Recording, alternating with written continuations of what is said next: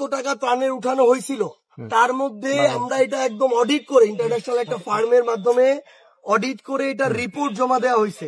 যে কয়েকটা ছিল পাই টু পাই টাকা ত্রাণ মন্ত্রণালয়ের যে ফান্ড সেখানে আমরা জমা দিছি, ঠিক এই কারণেই, কারণ আমার এই লজিস্টিক্স নাই, আমার এই ম্যান পাওয়ার নাই। আমি আজকে থেকে 1 বছর আগের কথা বলতেছি, অগাস্ট সেপ্টেম্বরের কথা।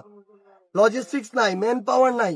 আমি যে এখানে কাজ করব, আমার একটা জেলায় স্ট্রাকচার নাই, আমার এর আগে এই কাজ করার অভিজ্ঞতা নাই। তাহলে আমি যদি এই টাকাগুলো, আমার তো অ্যাবিউজ হয়ে যাইতে পারে। তো আমি কি করব যেন প্রপার ইউজ হয়। এই প্রপার ইউজটা হওয়ার জন্য আমরা ওইখানে দিচ্ছি, কারণ তাদের জনবল আছে, সরকারের ওই জায়গায় দিচ্ছি। আমরা যদি অন্তর্বর্তীকালীন সরকারের একটা মন্ত্রণালয়ের উপর আস্থা না রাখবো, তাহলে কার উপর রাখবো?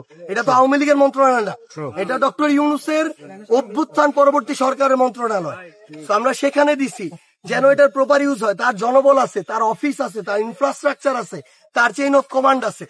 প্রত্যেকটা টাকা পাই টু পাই অডিট করে বুঝাই দেওয়া হয়েছে। এখন প্রশ্নটা এটা কাকে করবেন?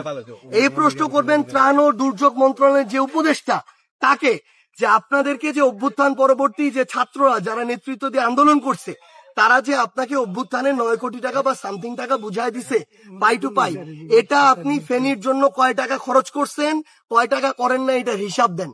যদি কম করে থাকে, তার বেশি, আপনারা সামনে আরো পরিস্থিতি খারাপ হতে পারে।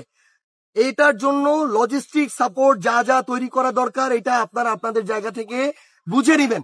আমরা আপনাদেরকে অনুরোধ করবো, আপনারা যারা ফেনীর মিডিয়া ভাই আছেন, সচেতন নাগরিক সমাজ আছেন, আপনারা ত্রাণ মন্ত্রণালয়ের উপদেষ্টার কাছে এটা যাবেন। আমরা অলরেডি আমাদের ফেনীর যারা কেন্দ্রীয়, ভাই শেষ করি, ফেনীর যারা কেন্দ্রীয় কমিটির আছে তাদেরকে এই দায়িত্ব দিছি।